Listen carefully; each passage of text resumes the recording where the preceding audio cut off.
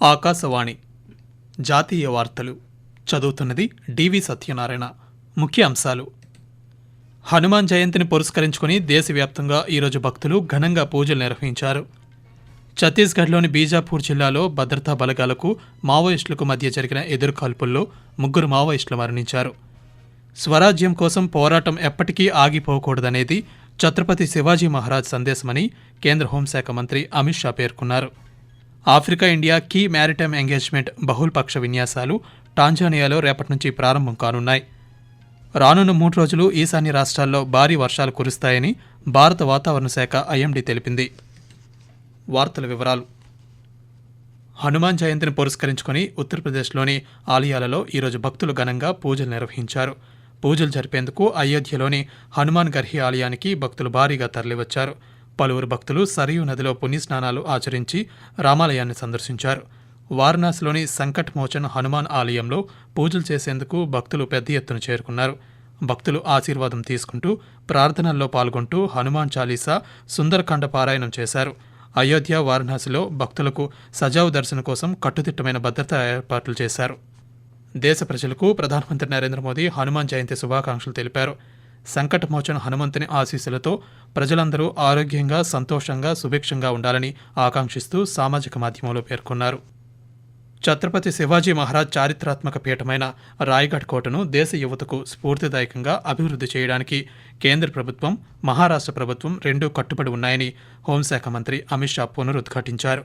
ఛత్రపతి శివాజీ 345 వర్ధంతి సందర్భంగా ఈరోజు మహారాష్ట్రలోని రాయ్గఢ్ కోటలో అమిత్ షా నివాళి అర్పించారు. ఈ సందర్భంగా మాట్లాడుతూ స్వరాజ్యం కోసం పోరాటం ఎప్పటికీ ఆగిపోకూడదనేది ఛత్రపతి శివాజీ మహారాజ్ యొక్క శాశ్వత సందేశమని అన్నారు. శివాజీ మహారాజ్ దార్శనికతను కేంద్ర ప్రభుత్వం విశ్వసనీయంగా అనుసరిస్తోందని తెలిపారు. యావత్ ప్రపంచానికి భారతదేశాన్ని ఆశాదీపంగా స్థాపించడానికి అవిశ్రాంతంగా ప్రభుత్వం కృషి చేస్తోందని అమిత్ షా పేర్కొంటూ, साल का बच्चा जिजाऊ की प्रेरणा से प्रतिज्ञा करता है कि सिंधु से कन्याकुमारी तक फिर से एक बार मैं भगवा फहराने का काम करूंगा। मैंने आज तक दुनिया के कई नायकों के जीवन चरित्र पढ़े, मगर ऐसी दृढ़ इच्छा शक्ति, अदम्य साहस, अकल्पनीय रणनीति और रणनीति को पूरी करने के लिए समाज के हर वर्ग को साथ में जोड़कर एक अपराजित सेना का निर्माण करना शिव छत्रपति के सिवा किसी ने नहीं. ఛత్తీస్గఢ్లోని బీజాపూర్ జిల్లాలో భద్రతా బలగాలకు మావోయిస్టులకు మధ్య జరిగిన ఎదురుకాల్పుల్లో 3 మావోయిస్టులు మరణించారు. CRPF COBRA battalion, district reserve guard, special task force సంయుక్త బృందం ఇంద్రావతి అటవీ ప్రాంతంలో నక్సల్స్ వ్యతిరేక ఆపరేషన్ నిర్వహిస్తోంది. ఈ ఉదయం భద్రతా బలగాలకు మావోయిస్టులకు మధ్య ఎదురుకాల్పులు జరిగాయి. మరణించిన నక్సలైట్ల మృతదేహాలను భద్రతా బలగాలు స్వాధీనం చేసుకున్నాయి. అంతేకాకుండా ఘటనా స్థలం నుంచి పెద్ద ఎత్తున ఆయుధాలు, మందుగుండు సామగ్రిని స్వాధీనం చేసుకున్నారు. ఆ ప్రాంతంలో ఇంకా గాలింపు చర్యలు కొనసాగుతున్నాయి. Africa India key maritime engagement బహుళపక్ష విన్యాసాలు టాంజానియాలో రేపటి నుంచి ప్రారంభం కానున్నాయి. 6 రోజుల పాటు జరిగే ఈ విన్యాసాలు ఈ నెల 18వ తేదీతో ముగుస్తాయి. ఉమ్మడి ప్రాంతీయ సముద్ర సవాళ్లకు సహకార పరిష్కారాలను అభివృద్ధి చేయడం ఈ విన్యాసాల లక్ష్యం. Comoros, Djibouti, Kenya, Madagascar, Mauritius, Mozambique, Seychelles, దక్షిణాఫ్రికా దేశాలు ఈ విన్యాసాల్లో పాల్గొంటాయి. భారతీయ నౌకలు INS Chennai, INS Kesari, INS Sunayna ఈ విన్యాసాల్లో పాల్గొంటాయి. రోజ్ వ్యాలీ పౌంజీ కుంభకోణంతో ప్రభావితమైన లక్షలాది మంది పెట్టుబడిదారులకు న్యాయం చేసే దిశగా ఆర్థిక శాఖ సహాయ మంత్రి పంకజ్ చౌదరి 515 కోట్ల రూపాయలకు పైగా డిమాండ్ డ్రాఫ్ట్ను asset disposal committee chairman DK సేత్కు ఈరోజు అందజేశారు. దాదాపు 7,50,000 మంది బాధితులకు తిరిగి చెల్లించేందుకు ఈ డబ్బు ఉపయోగపడుతుందని ఆర్థిక మంత్రిత్వ శాఖ ఒక ప్రకటనలో తెలిపింది. ఇప్పటి వరకు 31 లక్షలకు పైగా క్లెయిమ్లు కమిటీకి అందాయి. పశ్చిమ బెంగాల్, ఒడిశా, అస్సాం, త్రిపుర రాష్ట్రాల్లో మనీ లాండరింగ్ నిరోధక చట్టం కింద రోజ్ వ్యాలీ గ్రూపుపై ఎన్ఫోర్స్మెంట్ డైరెక్టరేట్ ప్రస్తుతం 5 వేర్వేరు కేసులను దర్యాప్తు చేస్తోంది. ఇప్పటికే ప్రత్యేక కోర్టుల్లో అభియోగాలు దాఖలయ్యాయి. భూములు, హోటల్ టైం షేర్లు, అధిక వడ్డీ రాబడులు ఇస్తామంటూ ప్రజల నుంచి 17,500 కోట్ల రూపాయలకు పైగా వసూలు చేసినట్లు దర్యాప్తులో తేలింది. చాలామంది బాధితులు ఆర్థికంగా వెనుకబడిన వర్గాలకు చెందినవారు. సమీకరించిన మొత్తం నిధుల్లో 6,600 కోట్ల రూపాయలకు పైగా ఇన్వెస్టర్లకు తిరిగి ఇవ్వలేదు. ఎన్ఫోర్స్మెంట్ డైరెక్టరేట్ నిర్వహించిన అతిపెద్ద దర్యాప్తుల్లో ఇదొకటని అధికారులు చెబుతున్నారు. ఆకాశవాణి జాతీయ వార్తలు వింటున్నారు.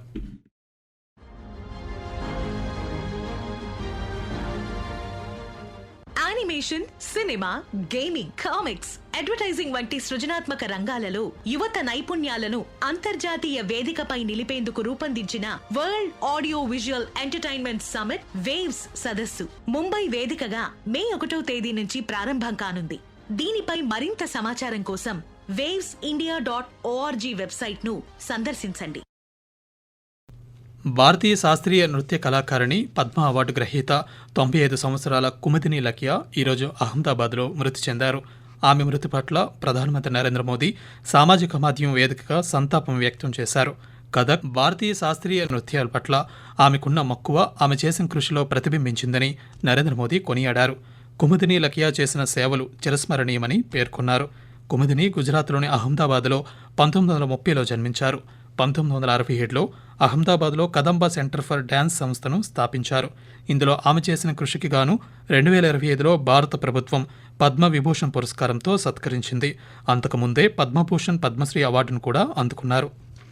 జమ్మూ కాశ్మీర్లోని కిష్త్వార్ జిల్లా చత్రూ అటవీ ప్రాంతంలో జరిగిన ఎన్కౌంటర్లో 3 ఉగ్రవాదులు హతమయ్యారు. ఘటనా స్థలం నుంచి భారీగా ఆయుధాలు, మందుగుండు సామగ్రిని స్వాధీనం చేసుకున్నారు.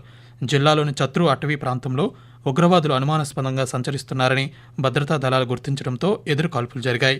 జమ్మూలోని కొండ ప్రాంతాల్లో సంచరిస్తున్న ఉగ్రవాదులపై నిఘా పెట్టేందుకు భద్రతా సంస్థలు దోడా జిల్లాలోని బద్వేరా ప్రాంతానికి నిఘా పరిధిని విస్తరించాయి. ఆ ప్రాంతంలో ఆపరేషన్ ఇంకా కొనసాగుతోంది. అమెరికాలో 30 రోజులకు పైగా నివసిస్తున్న విదేశీ పౌరులందరూ ఫెడరల్ ప్రభుత్వం వద్ద నమోదు చేసుకోవాలని, లేని పక్షంలో జరిమానాలు, జైలు శిక్ష, బహిష్కరణతో సహా కఠినమైన శిక్షలను ఎదుర్కోవాల్సి ఉంటుందని వైట్ హౌస్ ప్రకటించింది. కొత్త నిబంధన ప్రకారం వీసా కలిగి ఉన్నవారు, చట్టబద్ధమైన శాశ్వత నివాసితులతో సహా విదేశీయులు ఎల్లప్పుడూ రిజిస్ట్రేషన్ రుజువును కలిగి ఉండాలని అధికారులు ప్రకటించారు. 14 సంవత్సరాలు నిండిన పిల్లలు కూడా ముందస్తు రిజిస్ట్రేషన్తో సంబంధం లేకుండా తిరిగి నమోదు చేసుకోవాలని సూచించారు. జాతీయ భద్రతా చట్టాన్ని అమలు చేయడానికి ఈ నిర్ణయం తీసుకున్నామని white house press secretary Karoline Leavitt పేర్కొన్నారు. తెలంగాణ చెట్టు మనిషిగా పేరొందిన పద్మశ్రీ డి రామయ్య తన స్వగ్రామం ఖమ్మం జిల్లా రెడ్డిపల్లిలో ఈరోజు ఉదయం మృతి చెందారు. రామయ్య మృతిపై ప్రధానమంత్రి నరేంద్ర మోదీ దిగ్భ్రాంతి వ్యక్తం చేశారు. సుస్థిరత కోసం గళం వినిపించిన వ్యక్తిగా రామయ్య గుర్తుండిపోతారని అన్నారు. ఈ మేరకు ప్రధానమంత్రి సామాజిక మాధ్యమం వేదికగా తెలుగులో స్పందించారు. లక్షలాది మొక్కలు నాటడానికి, వాటిని రక్షించడానికి రామయ్య తన జీవితాన్ని అంకితమిచ్చారని, ఆయన అవిశ్రాంత కృషి ప్రకృతి పట్ల గాఢమైన ప్రేమను, భవిష్యత్ తరాల పట్ల బాధ్యతను ప్రతిబింబిస్తాయని తెలిపారు. ఆయన చేసిన కృషి యువతలో మరింత సుస్థిరమైన హరితగ్రహాన్ని నిర్మించాలనే తపనను ప్రేరేపిస్తూనే ఉంటుందని నరేంద్ర మోదీ పేర్కొన్నారు.